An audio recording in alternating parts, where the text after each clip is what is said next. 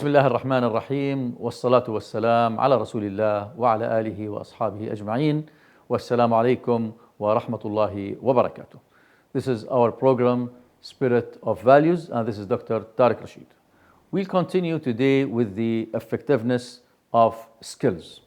As we mentioned in the previous episode, millions of meetings are held yearly all over the world. Billions of dollars are invested on conducting the meetings. But there is always a big question. Are the meetings effective and deliver results? Sometimes we just go meeting for meeting without any purpose. How can we enhance the effectiveness of our meeting skills? Let's start and think of 6 main functions of meetings. If we define these 6 main functions, we will get the best of our meetings. The first, the meeting should define the team. Those present belong, those absent don't. So make sure before conduct a meeting that are there the people who should be there, should be in the meeting? If yes, this is function number 1. And who's absent are not concerned with the meeting. Function number 2, the meeting is where the group revises, updates, adds to what is known as a group. So the idea of a meeting is to discuss. Sometimes we have problems in the organization. So we conduct a meeting to resolve a problem. Sometimes to develop a certain strategy or criteria, or to follow up for a certain project. So this is the second function of effective meetings. Number 3, the meeting helps each individual of the team understand the collective aim of the group. We share several goals, but at the end, we act as one team integrated to deliver the results for the meeting. And the way in which his or her own and others' work can contribute to the group success. Again, I and you equals we for the success of meetings. Function number 5. The meeting creates in all present a commitment. Whenever we take a decision in a meeting, all are committed to deliver the objectives that we are agreed on, and in order such a case to go further with application and implementation of what the decision. Real opposition to a decision usually consists of 1 part disagreement with the decision, to 9 parts resentment not having been consulted, and this is a real problem. So check that all is consulted and we don't have any people who reject the decision, and if he or she rejects the decision, let's review why and let's understand the point of view before proceeding. Function number 5, a meeting may be the only occasion where the group actually exists and works as a group, and the supervisor is actually perceived as the leader of the team. So sometimes it's a good chance for the team to meet with the leader to discuss the concepts. The final last function of the meeting, number 6, it is a status arena for discussion. Let's open discussion. Let's have all opinions there. So these are the main 6 functions to make meetings more effective. Now, what are the characteristics for effective meetings? First, appropriate people are attending. If not, important decisions may be deferred, and it will take time to update key individuals on what went in the meeting. So before starting the meeting, before rescheduling the meeting, appropriate people will be one of the main characteristics of the effective meeting. Let's think together as an audience. Think about some times when team meetings have not been effective. So I'm sure every one of us has attended some meetings that at the end were not effective meetings. Describe with other people and discuss what happened, why you saw this is as a challenge. And now as a member, all members draw on your experience as well as today's discussion, generate all ideas, and now start thinking why the meetings were not effective. Then the final thoughts, what are 2 or 3 things you learned as a result. Always what we do in a meeting, we revise. Was it a successful, effective meeting? If not, why? What happened? What made the meeting not effective? So we learn from the lessons of meetings. If there is no agenda circulated in advance, the meeting is likely to be just information, and in such a case, do it by an email. It's a must to have an agenda before the meeting. The agenda should be sent by the email for all members to attend, usually before 48 or 72 hours, which means 2 to 3 days before the meeting. The agenda should be available to all those who will attend the meeting. Ideal time, so 2 to 3 days in advance. This will make the meeting more effective.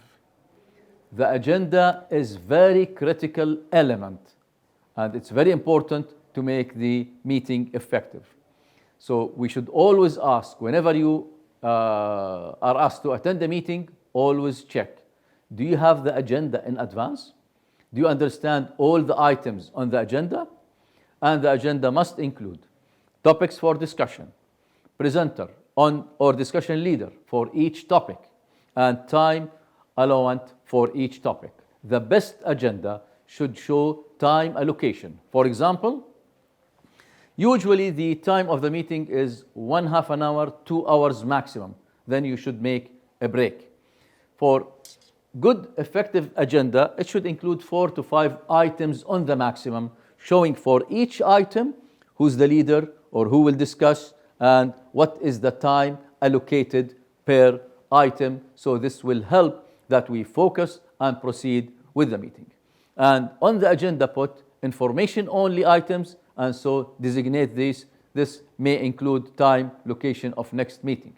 So a best agenda should describe time, date, location, members who will attend, the topics with the time allocated per topic on the agenda. Now, strategies for leaders. There is always a dilemma, excessive ratio of information to using the information. So if we just go for meeting, lots of details, lots of information, this is actually will make us lose some of the most important issues that should be discussed. So the strategy, put informational and non-controversial items in a consent agenda, circulated in advance. No need to discuss these. It should be informative for all. For each agenda item, always indicate the status. Is it information? Should we take an action? Is it for voting? For information, for discussion, for decision, should be allocated and shown in each topic on the agenda. Usually we use what we call bell-shaped agenda. Bell-shaped agenda. This is the agenda for meeting. I will discuss what is a bell-shaped agenda. Item 1, we start with welcoming, usually maybe 2 minutes like this, welcoming all. And then we will make announcement, short announcement. For example, we will discuss so and so in this meeting. How to circulate or how to put them in order. Should we start with easy or with difficult items? Let's think together. Usually this should be considered easy or difficult, lengthy or short, important, not important.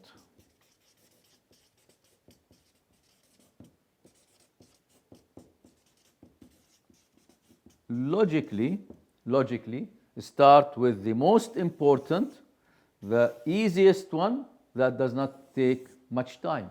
This is the concept of the agenda. So it's a bell shape that we should decide easy or difficult, important or less important. Is it lengthy for discussion or short? And then distribute this. So more than one item may be included in this section, which includes the easy items, which is based on their length and based on their importance. The hardest items should be in the middle. So we start with the easy.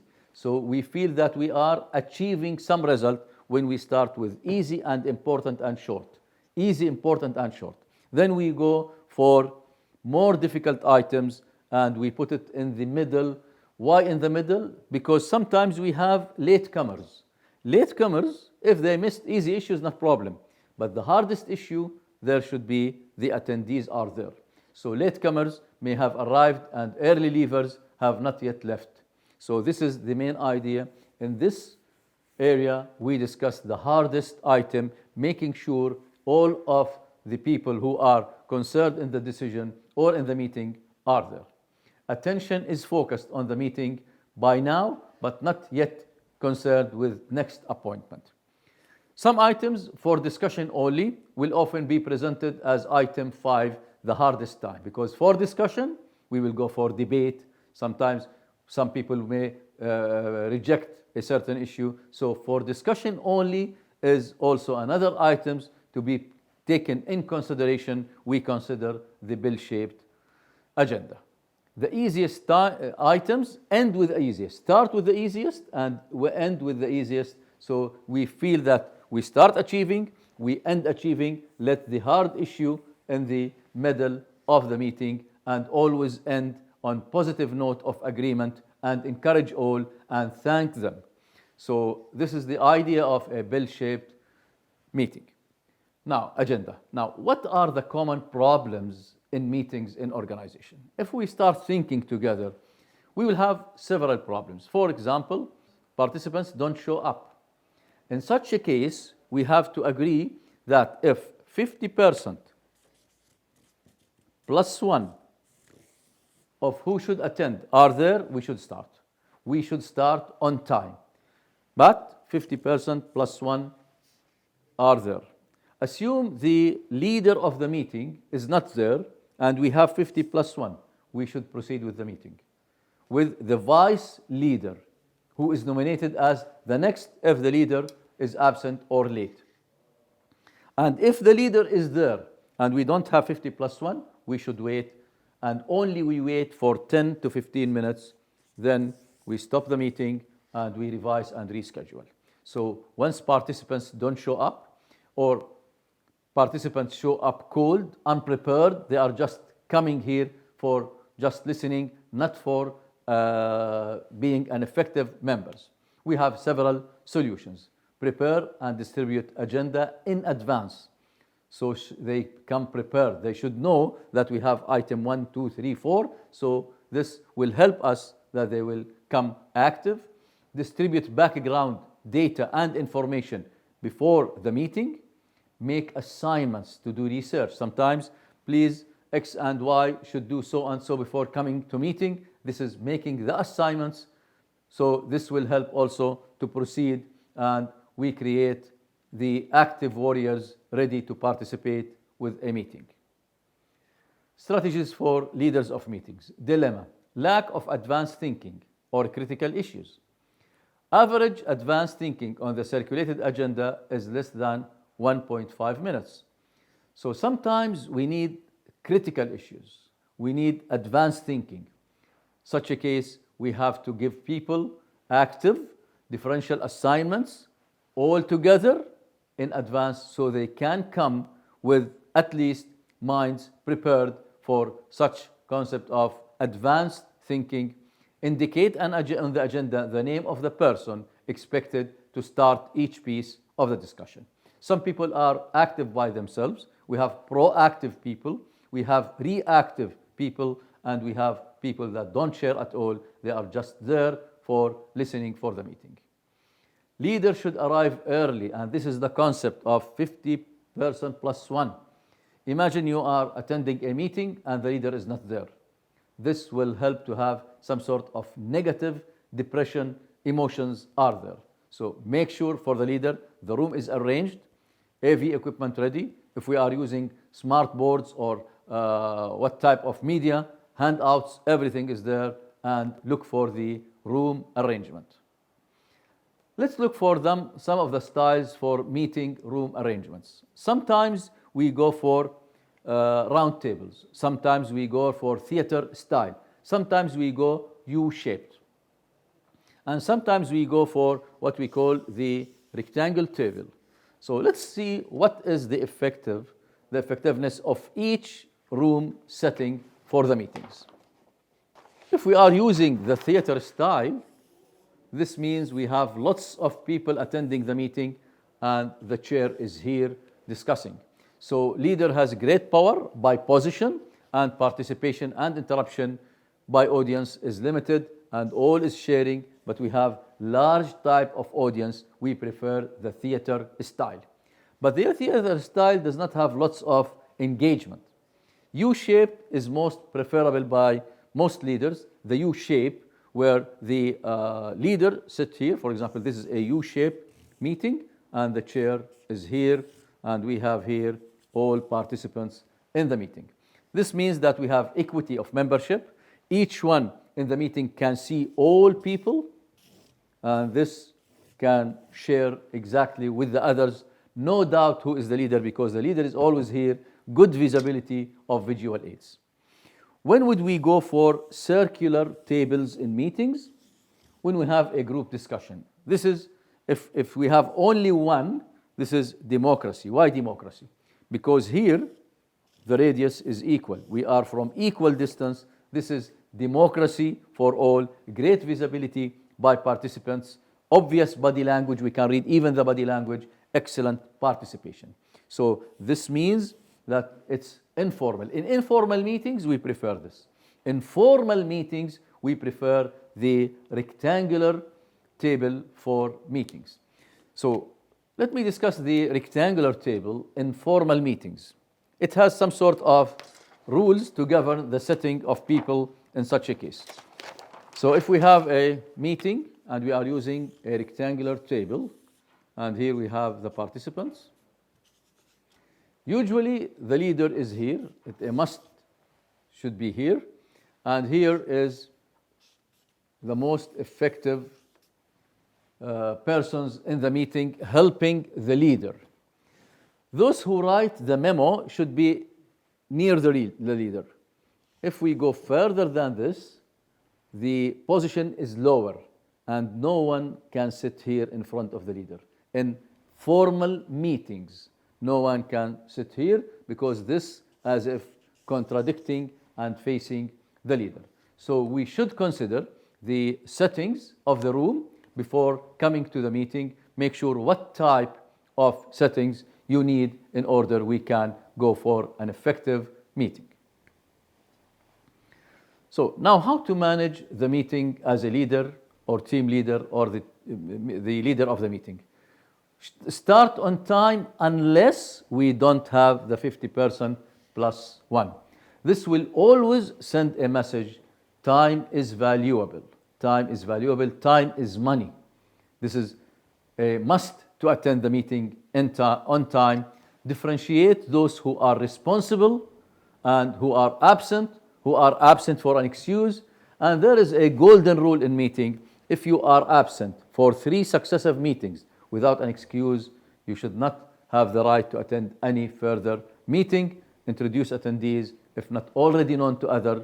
And by this, we can make sure that our meetings are in the effective way and we can increase the effectiveness of our meetings. Wassalamu alaikum wa rahmatullahi wa barakatuh.